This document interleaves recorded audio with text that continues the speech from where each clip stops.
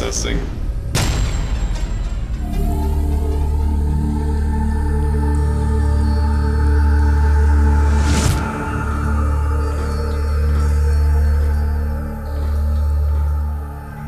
Bonjour et bienvenue à notre production d'informations sur la sécurité intégrale. La sécurité est un sujet important qui se présente sous divers aspects et dans le cadre de notre émission, nous voulons examiner de près la sécurité en rapport avec les différents moyens d'information. Mais nous allons tout d'abord commencer par l'être humain.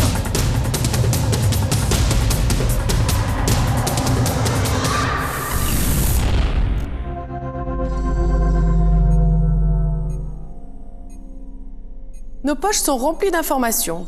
Des informations qui, si elles tombent entre de mauvaises mains, peuvent nous causer des ennuis. Vous ne le croyez pas? Eh bien, allons plutôt voir ce qui se passe.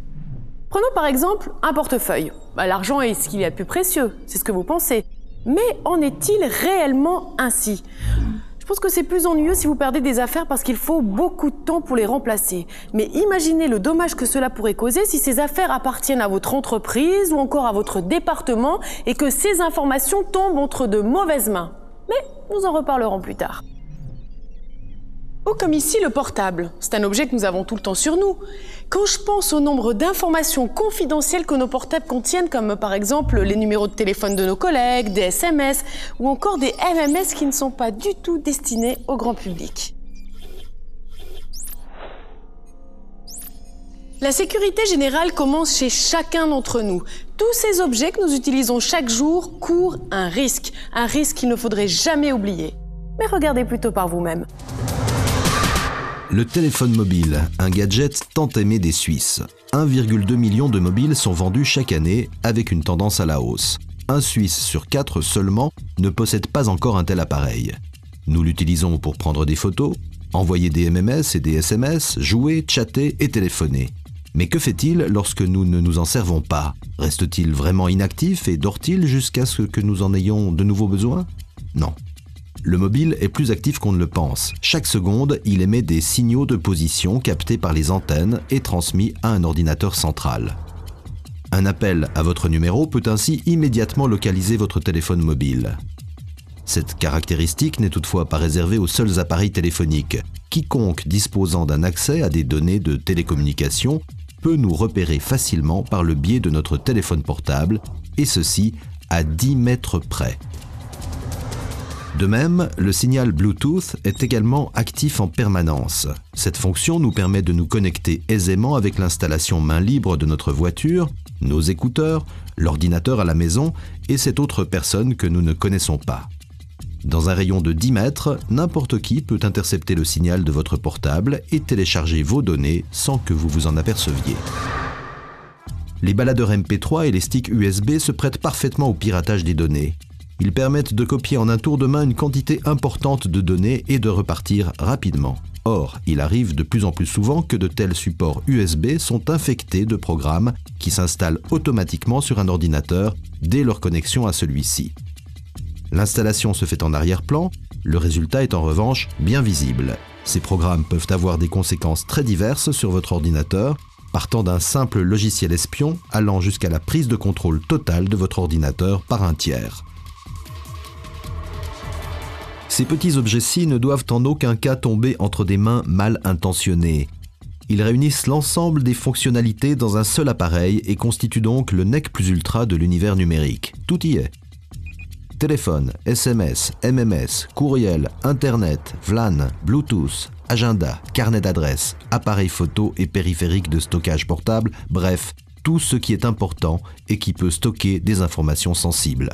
Les possibilités d'accéder aux données enregistrées sur ce PDA sont aussi nombreuses que ses fonctionnalités.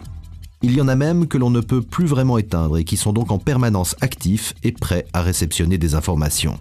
Avec les accessoires adéquats, il est par exemple possible d'activer à distance le micro d'un appareil portable. Où que vous soyez, quelqu'un peut écouter votre conversation. Cela m'inquiète, cette idée d'être espionné par mon propre téléphone mobile. Mais le problème, c'est que je peux pas vivre sans et que c'est risqué de vivre avec. Y a-t-il une solution à cela? Hello, coucou. Oh, oh. Bonjour, Madame Meyer. J'ai tout entendu. Je m'appelle... Heinz Müller.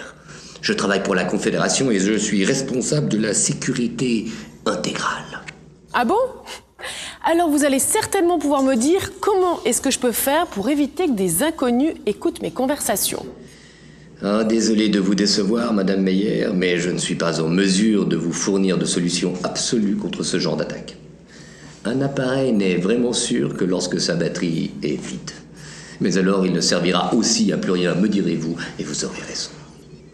Pour une réunion, j'ai donc le choix entre pas de portable du tout ou un portable sans batterie. Oui, si vous voulez vraiment être sûr que personne ne puisse suivre votre conversation. Et j'imagine que cela vaut aussi pour les PDA.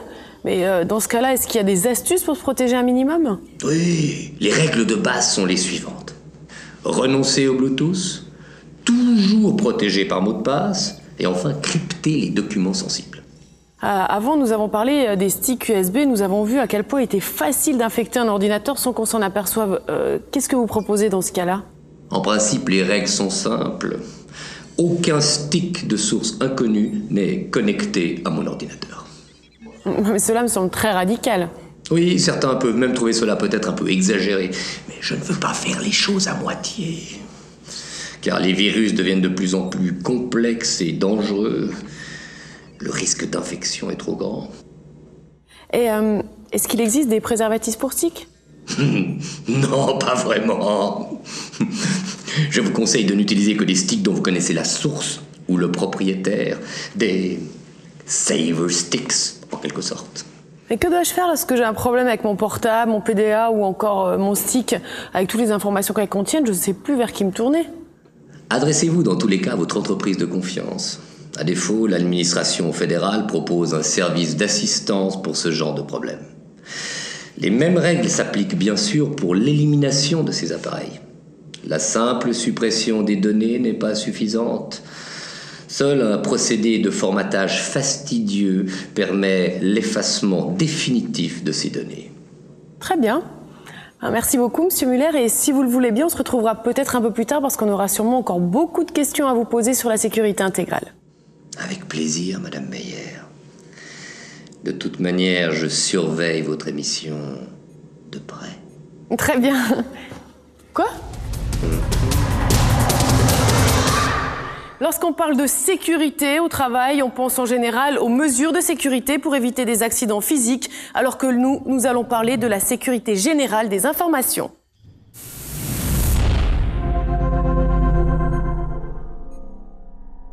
Où peut-on trouver les informations sensibles dans notre bureau?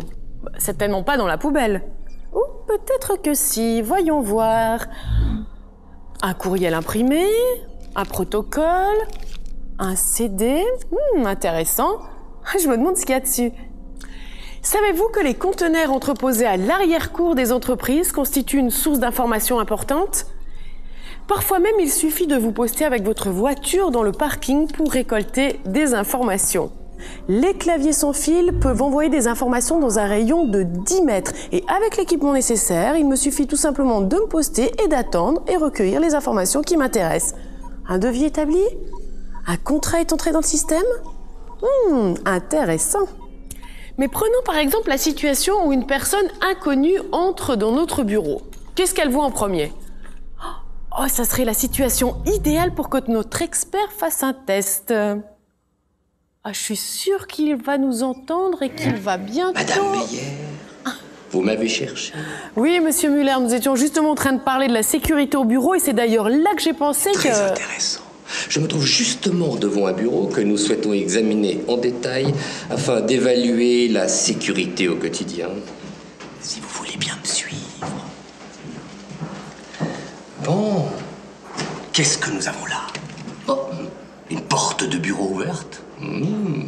C'est très tentant. Et c'est pas bien? Non, si vous avez la possibilité de fermer la porte, faites-le. Waouh, mais quel joli bureau. Qu'est-ce que nous avons là? Oh, budget, personnel, archives. Il vaut mieux ne pas indiquer à un inconnu le chemin vers les données sensibles. C'est préférable. Ah, c'est fermé. Ah, qu'est-ce que je trouve ici? Une clé. Oh. Alors, qu'est-ce que nous avons là? Employés, contrat, budget. Et que conseillez-vous pour ces documents?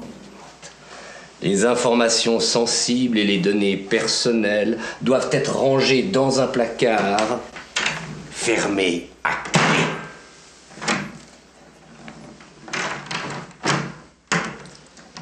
Putain.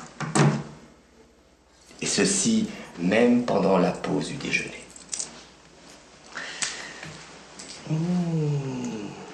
Et nous avons déjà regardé ici. C'est mon endroit préféré. Jamais vous ne pouvez imaginer avec quelle légèreté, même des notes personnelles, atterrissent ici. Mais regardons sur le bureau.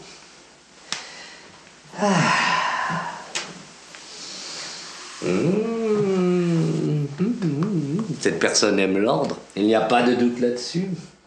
Mais qu'est-ce que je vois? L'ordinateur est en état de marche et il n'est pas protégé par un mot de passe. Rien de plus facile pour n'importe quel intrus. Regardez.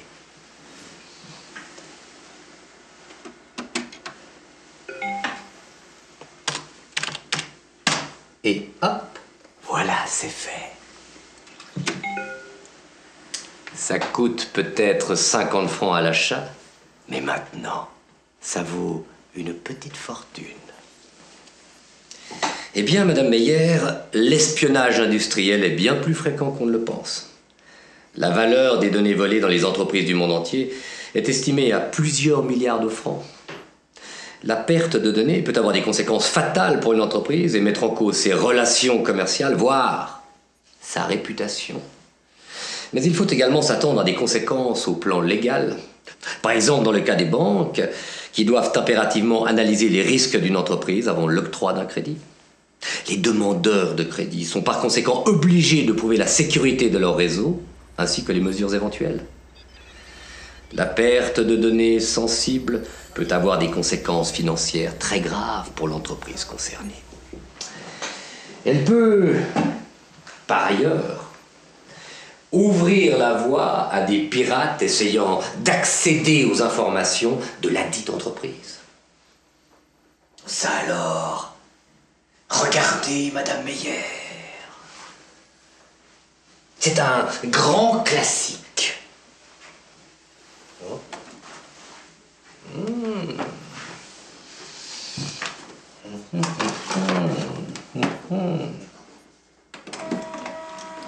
Les documents oubliés et imprimés sur l'imprimante commune constituent une proie facile. Tout comme ici, la recharge de papier, une longue file d'attente et puis... attention. L'impression ordinaire de papier présente en effet le plus grand risque potentiel et un trou de sécurité considérable en matière de protection des données. Rares sont les entreprises qui parviennent à contrôler et à restreindre les documents imprimés par leurs collaborateurs, ainsi qu'à connaître la destination finale de ces informations. À la poubelle? Vous avez raison, Madame Meyer, un point pour vous. Ok, récapitulons une dernière fois les principales règles à suivre au bureau. Alors, tout d'abord, attention à ce que vous jetez à la poubelle. C'est ici qu'il faudrait éliminer ce genre de documents.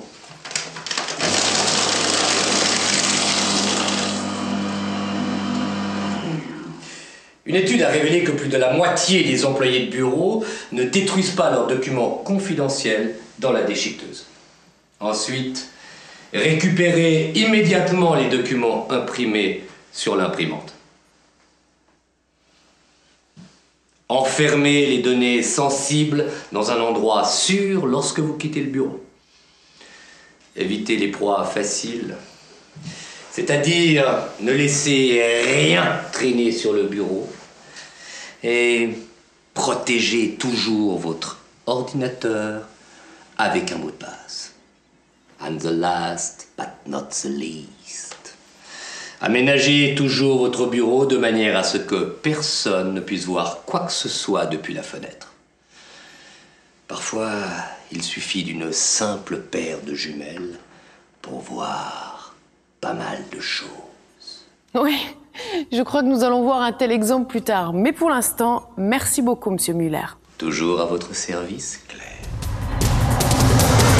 Nous n'avons pas d'informations sur des données volées directement dans nos bureaux, contrairement à Internet, où le cas s'est déjà produit plusieurs fois. Dans le cadre d'une étude menée par des professeurs d'université de Maryland, un ordinateur posé sur Linux et comportant des défaillances de sécurité a été connecté à un réseau et il a été attaqué 2244 fois par jour, soit toutes les 39 secondes, et non pas par des petits génies de l'informatique, mais par des bidouilleurs qui s'amusaient à propager des programmes automatiques sur le web pour trouver des proies faciles ou encore des ordinateurs non sécurisés. Il est donc grand temps que nous protégions nos ordinateurs, mais où et comment ?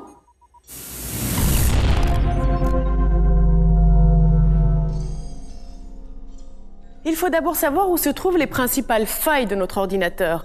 Le système de messagerie électronique représente sûrement le plus grand risque d'intrusion malveillante. Tous les jours, nous recevons des courriels non désirés que nous appelons aussi pourriels ou spam. Des courriels que nous devons supprimer.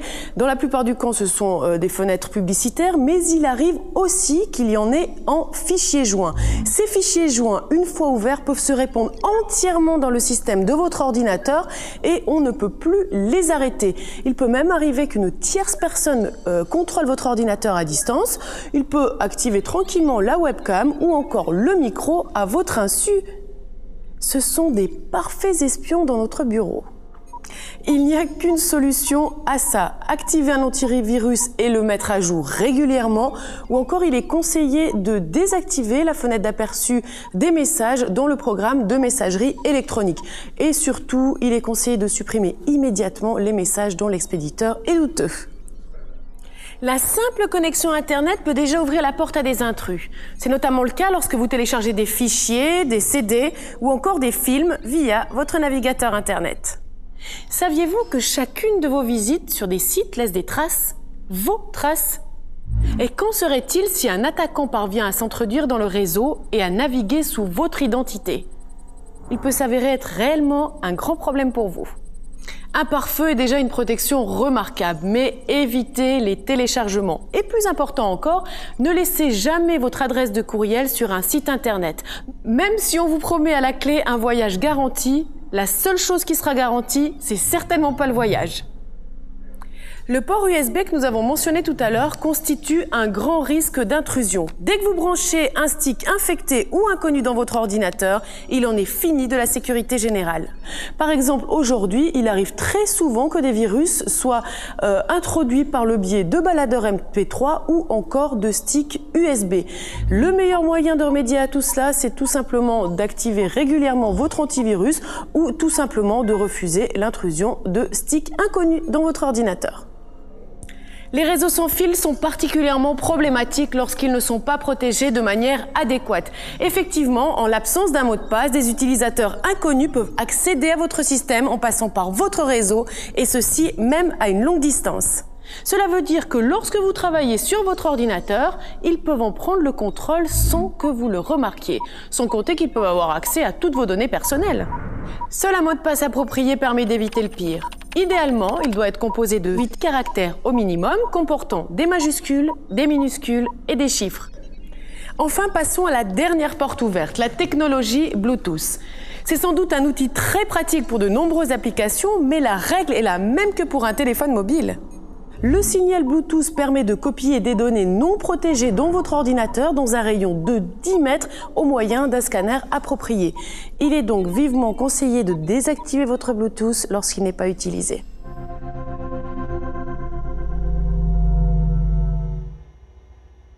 La centrale d'enregistrement et d'analyse pour la sûreté de l'information Mélanie a publié ses dernières recherches sur les formes d'attaques les plus répandues contre les entreprises et les utilisateurs privés en Suisse, selon lesquelles l'être humain représente le maillon le plus faible auquel s'intéressent les pirates. Le Centre de sûreté estime par ailleurs que la soi-disant ingénierie sociale évoluera davantage en professionnalisme, des attaques d'ingénierie sociale utilisant la serviabilité, la bonne foi ou encore le manque de sûreté des personnes pour accéder à des données confidentielles ou conduire la victime elle-même à exécuter certaines actions spécifiques. Excusez, pouvez-vous ouvrir la porte, s'il vous plaît? Vous pensez que ça ne peut pas vous arriver? Eh bien, nous avons voulu vérifier et nous introduire dans une entreprise munie d'une caméra cachée. Voici Robert Schatz. Aujourd'hui, c'est un concierge. Non, un homme d'affaires. Non, un contrôleur pour les questions de rayonnement. Oui, il essaie de pénétrer dans un bâtiment très sensible, accompagné de nos caméras.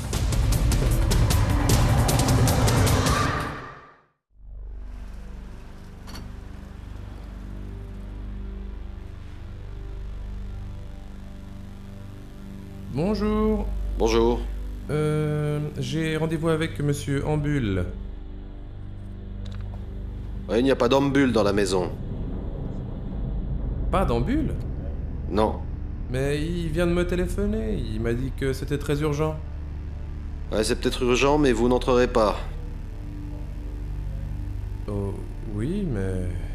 Je peux pas vous passer qui que ce soit au téléphone. Ouais, mais il m'a dit que c'était très urgent. Bon. Fausse alerte, hein.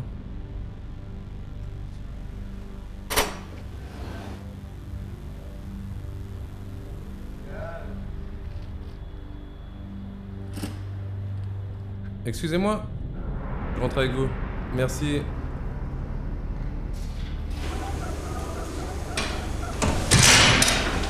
Merci.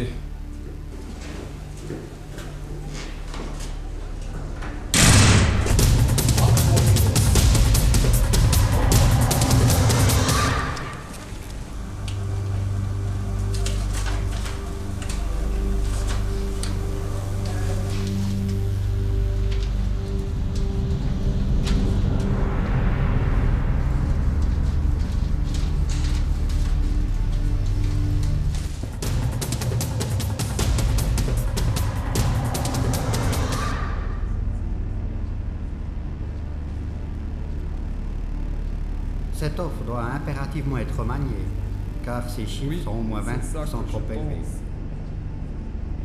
Réduisons encore le montant de 25% pour que nous arrivions au-dessous des 400 000 francs.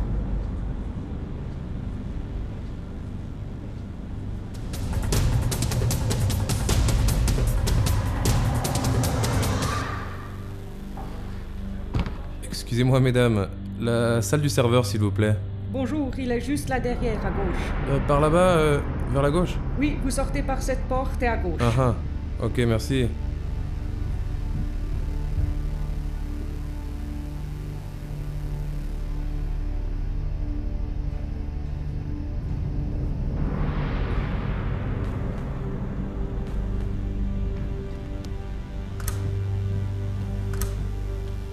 Bonjour monsieur. Est-ce que je peux vous aider? Pouvez-vous m'ouvrir la porte, s'il vous plaît? Oui, bien sûr. Vous n'avez pas de badge? C'est très important, s'il vous plaît. Je dois contrôler... Merci. Quel est votre nom? Schatz. Schatz. Et vous n'avez pas de badge? Ouais, mais c'est très important, je dois contrôler. C'est le serveur. Juste une petite seconde, une petite vérification. C'est vraiment important, hein. Oui. Service de sécurité? Oui, bonjour. Je suis avec monsieur... Schatz. Schatz. Monsieur Schatz. Oui. Vous pouvez regarder s'il est inscrit sur le registre du commerce? Sur le registre. Bonjour, monsieur Muller. Alors, vous nous avez bien eu? Madame Meyer, monsieur Schatz, je commence à comprendre. Apparemment, vous avez réussi à tromper plusieurs de mes collègues. C'est étonnant, mais aussi très inquiétant. On dirait que même les meilleures entreprises ne sont pas à l'abri d'erreurs. Lorsqu'il s'agit d'aider quelqu'un, il faut essayer d'agir en fonction de la situation. Certains comportements peuvent entraîner des risques de sécurité, alors que d'autres sont considérés comme un manque de politesse. Alors, qu'est-ce qu'on peut faire si quelqu'un nous demande de l'aide? Si l'aide présente un risque, n'hésitez pas à renvoyer poliment la personne auprès du service de sécurité.